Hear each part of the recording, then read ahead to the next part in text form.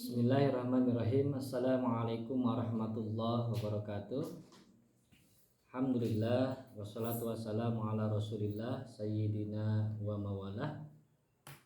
Ibu dosen yang saya hormati, izin menyampaikan tugas UTS Al-Quran Hadis kelas 9 bab 2, meraih berkah dengan sikap jujur. Jujur merupakan suatu sifat yang sangat penting karena sebagai fondasi kepercayaan seorang kepada kita. Jujur adalah akhlaknya para nabi yang harus kita teladani karena akan membawa kepada kebaikan di dunia dan di akhirat. Kebaikan kepada diri kita, orang lain, dan juga masyarakat. Bentuk jujur sangat beragam. Ada jujur dalam niat, jujur dalam ucapan, tindakan, jujur dalam perjanjian, jujur dalam muamalah, dan jujur dalam pengamalan agama. Di dalam Al-Quran, surah Al-Mutaffifin, surah ke-83 ayat 1-17, Allah melarang keras dengan ancaman ajab yang sangat pedih bagi orang yang berlaku curang, terutama dalam jual beli. Orang-orang ini termasuk dalam golongan orang yang durhaka dan akan dicatat dalam sijin, kelak mereka akan dilemparkan ke dalam neraka. Di dalam Al-Quran surah Al-An'am, surah ke-6 ayat 152, Allah memerintahkan kepada kita untuk berlaku dengan baik terhadap anak yatim, menyempurnakan takaran dalam muamalah, perintah untuk bersikap adil dengan berkata jujur saat menjadi saksi, dan perintah untuk memenuhi janji kepada Allah, yaitu dengan mentaati semua ketentuan Allah, baik dalam hal ibadah, muamalah maupun dalam hal lainnya. Adapun kompetensi inti diantaranya menghayati dan mengamalkan ajaran agama yang dianutnya. Menghayati dan mengamalkan perilaku jujur, disiplin, tanggung jawab, serta peduli, santun, responsif, dan proaktif. Memahami, menerapkan, dan menganalisis pengetahuan faktual, konseptual, dan prosedural. Berdasarkan rasa keingintahuannya tentang ilmu pengetahuan teknologi, seni, dan budaya. Dan selanjutnya mengelola dan menalar dan menyaji dalam ranah konkret dan ranah abstrak terkait dengan pengembangan dari yang dipelajari di madrasah secara mandiri, bertindak secara efektif dan kreatif, serta mampu menggunakan metode sesuai kaidah keilmuannya.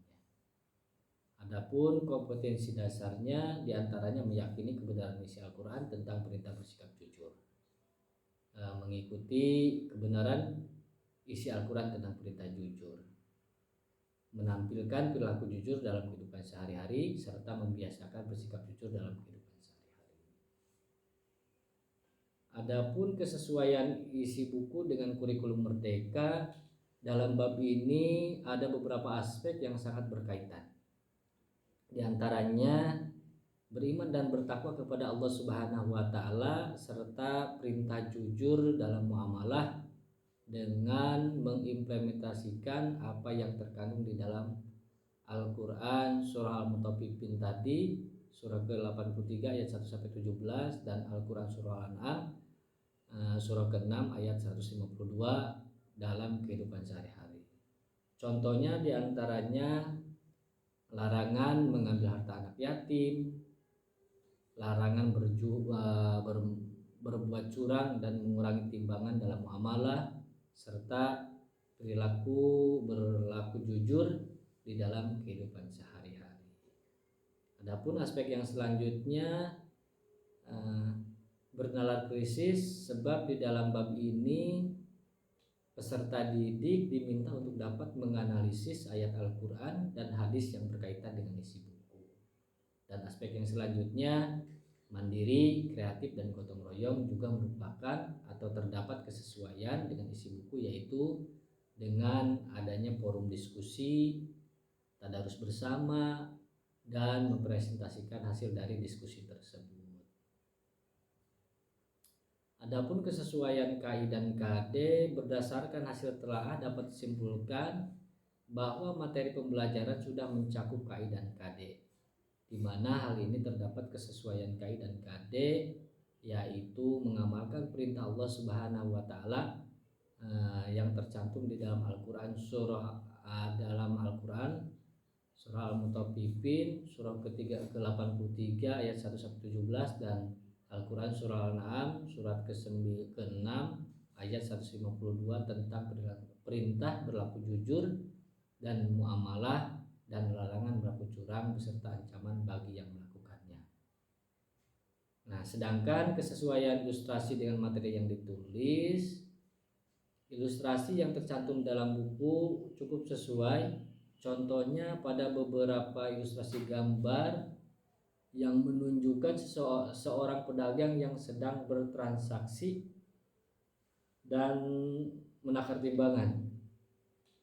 Berikut terdapat juga ilustrasi seorang siswa yang sedang mencontek ketika di dalam kelas. Akan tetapi menurut telaah saya ada beberapa ilustrasi yang kurang sesuai dan kurang menarik.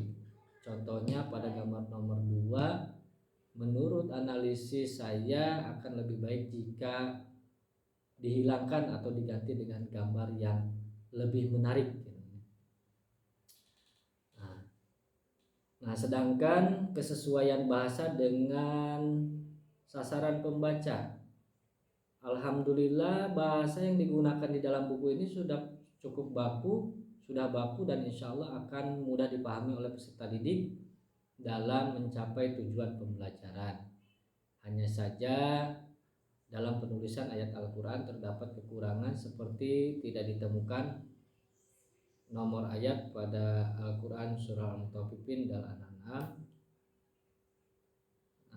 nomor ayat pada ayat-ayat yang disambung tadi, dan ada beberapa penulisan yang kurang tepat, diantaranya tanda wakaf dan hukum bacaan mad dikhawatirkan akan merubah makna daripada ayat tersebut. Sedangkan referensi yang digunakan atau referensi yang tercantum pada bab ini hanya terdapat pada ilustrasi gambar saja, sedangkan referensi secara keseluruhan terdapat di daftar pustaka, tidak dicantumkan per bab.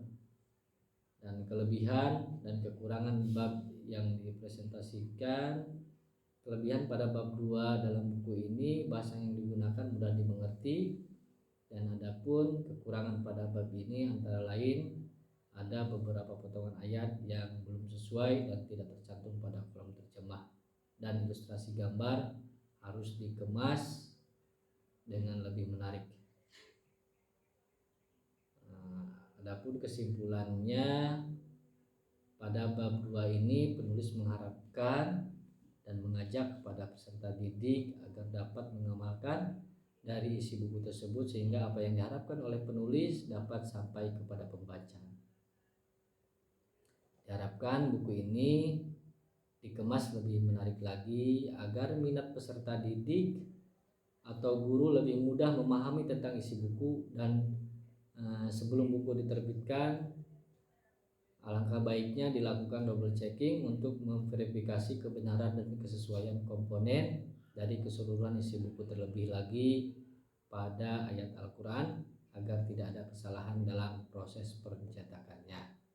Mungkin itu saja yang bisa saya sampaikan, kurang lebihnya mohon maaf. Wassalamualaikum warahmatullahi wabarakatuh.